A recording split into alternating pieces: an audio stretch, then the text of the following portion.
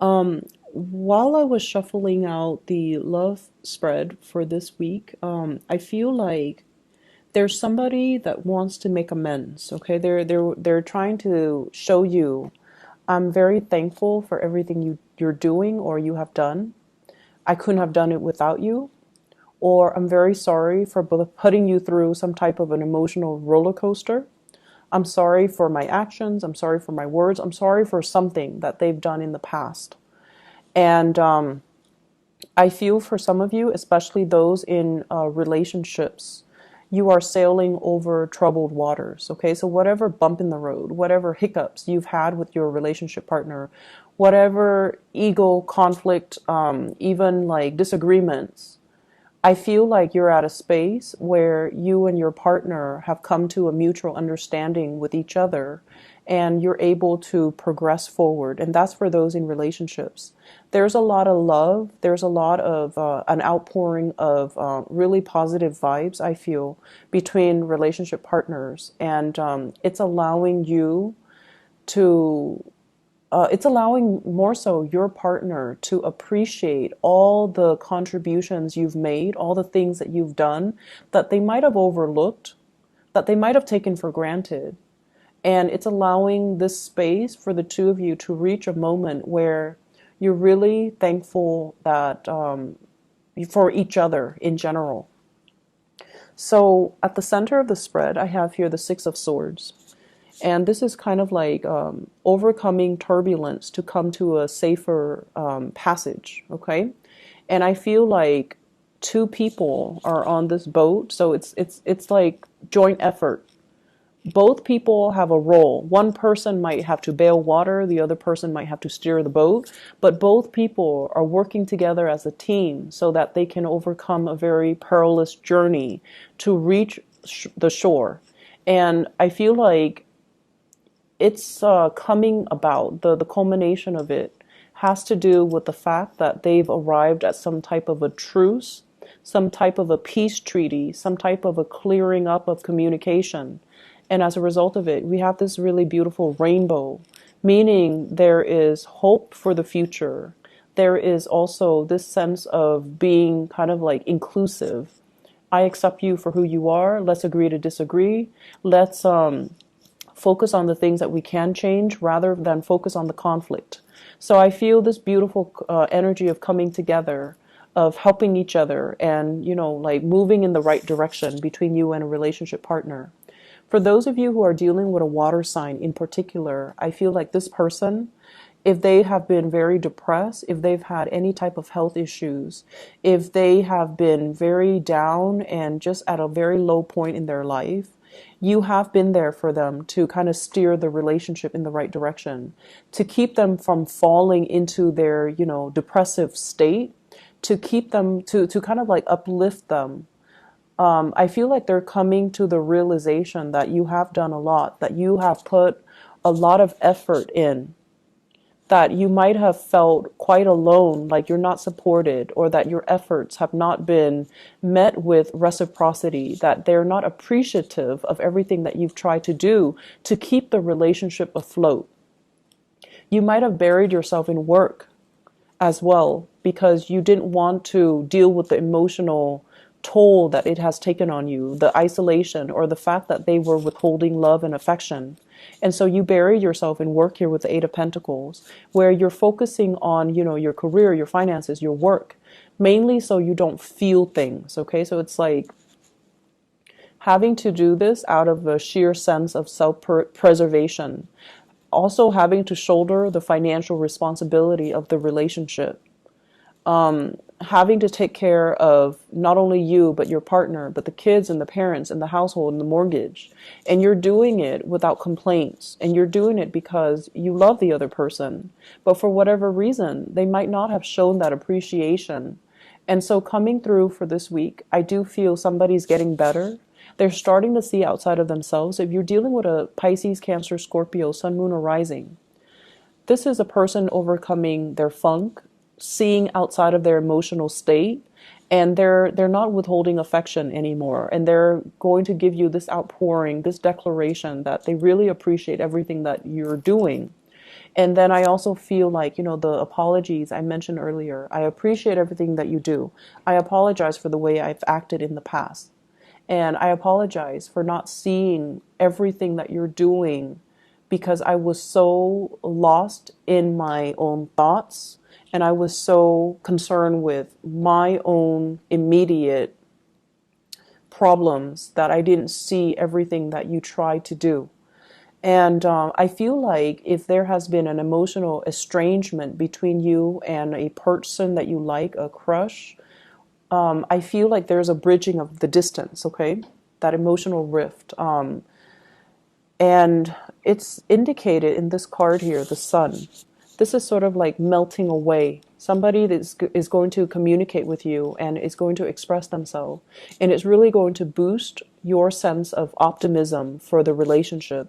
It's also going to help boost your self-esteem because they're going to say something that is in along the lines of you're a really hard worker. They're going to emphasize the good traits about you that you know to be true about yourself. So they might say like, you're very considerate. I really appreciate that. And it's going to hit you at the core level because you pride yourself on being considerate. You pride yourself on not being mean to people. And you pride yourself on being able to anticipate what people need before they even open their mouth. So when someone tells you, Gemini, you're a really considerate person, I feel like you take great pride in it. And so it's really going to hit you at a core level. And you're like, wow, this person was observing me. This person was aware of all my actions. This person does understand me. And so it makes you feel really good. And I feel almost like so if you were dealing with somebody who has been, very withdrawn, and there was that emotional distance between you and them. This is you kind of melting away their defenses, melting away the pretenses, and the way that you behave. I feel like they feel really safe around you and they feel really safe in your presence. Okay, someone is really drawn to you, and I feel like it's not just the superficiality, like they're attracted to the way that you look. I feel like someone feels really happy to be around you. You make a situation more bearable. You make the situation more playful, more lighthearted, and you imbue the situation with your childlike energy and your optimism. And it makes them feel really good. It makes them feel safe. It makes them feel optimistic and hopeful for the future. So whoever you're dealing with, I feel like they're at a point where they're very much like they have been kind of deep in their funk. They have been feeling kind of left out or feeling like not at their best or feeling emotionally blocked, but you're helping them clear up these blockages, and it's coming through communication. It could also be in a work environment as well. And so relationship building here with the 10 of Pentacles, this is pretty much the emphasis for this week. Building that castle, building that solid relationship, building the commitment, escalating things to the next level, moving in together, purchasing property together, talking about, the next steps so that we can fortify this relationship and not let it slip away from us. So I feel like there is a coming together between you and another person to take the relationship to the next level. I'm also seeing this sense about some of you. I especially see arranged marriages, especially with the 10 of Pentacles and the 8 of Pentacles. This is, if you're on a dating website and you're looking at a lot of people's profiles, I feel like it's the same lines with arranged marriages, where your parents are giving you portfolios or a matchmaker is giving you a bunch of portfolios of people from really good breeding, from really good families. And then you're looking through it and no one really stands out. And then all of a sudden you hit somebody, like you open up and you start to see somebody that comes from a really good family, that has, really good education, that has a very good sense of like morality and ethics. And they seem almost like too good to be true. And I feel like you're going to give this person, there's like that, first date, or the whole concept with families meeting each other for the first time. And you're acting very shy and the other person really likes that. So I feel like it's a really, really good week overall for love relationships to start to take off, and especially if you are being introduced through like a blind date or through like a third party, okay? Like parents, matchmakers, friends who are setting you guys up, okay? Other areas of your life, I feel as if for some of you there might be mysterious illnesses, okay? Like an escalation when it comes to like head flu. So I see a lot of congestion. I see a lot of sneezing, coughing, as well as like an accumulation of something in your body.